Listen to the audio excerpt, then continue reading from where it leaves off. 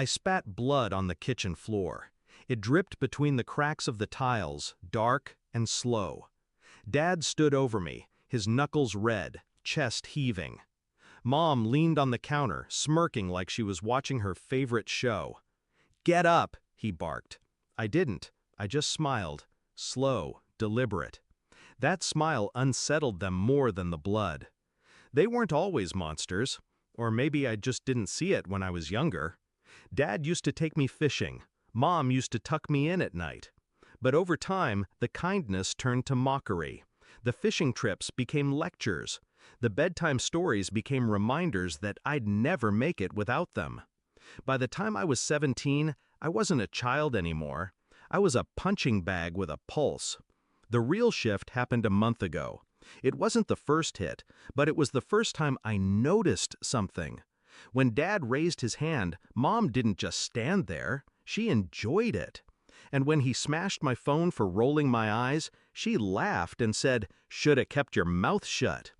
That night, I looked at myself in the mirror, bruised, split lip, and I realized something important. I didn't want them to stop hitting me. I wanted them to pay for it. I started planning. First, I kept my head down. Yes, sir. No, sir. I made them believe I'd learned my lesson. But when they were asleep, I started digging. Dad was sloppy with his finances. Unpaid taxes, cash from his side jobs that never hit the books. Mom had her own secrets. A private account with money from selling Grandma's jewelry. Jewelry she told the family had been lost in a burglary. I took photos, emails, bank statements. I copied everything to a drive I kept hidden inside a hollowed-out light switch. Then I baited them. I borrowed $200 from Dad's wallet. He exploded, just like I knew he would. He hit me hard enough to knock me against the fridge. I made sure the bruise bloomed across my cheek. I made sure the neighbors saw. The next day, I went to school with a swollen face, and to the counselor's office with my drive. The police took it seriously, because I didn't just tell them about the abuse, I told them about the fraud, the theft, the missing jewelry, the under-the-table cash Dad bragged about to his drinking buddies. They didn't come right away. That was the beauty of it. I knew it would take a few weeks for them to build the case, which gave me time to set the stage. Tonight was perfect.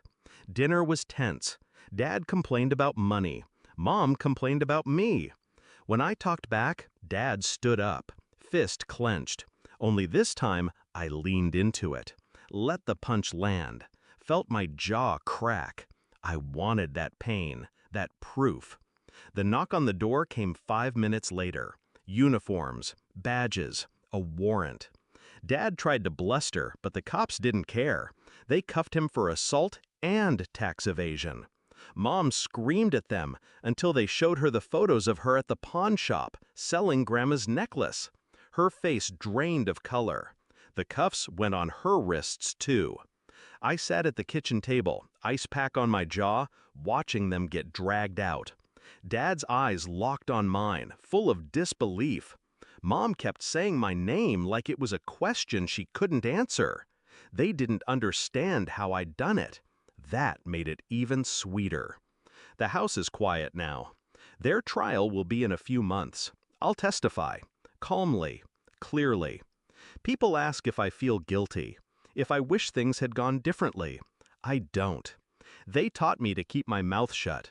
I learned something better, how to make sure they never open theirs again.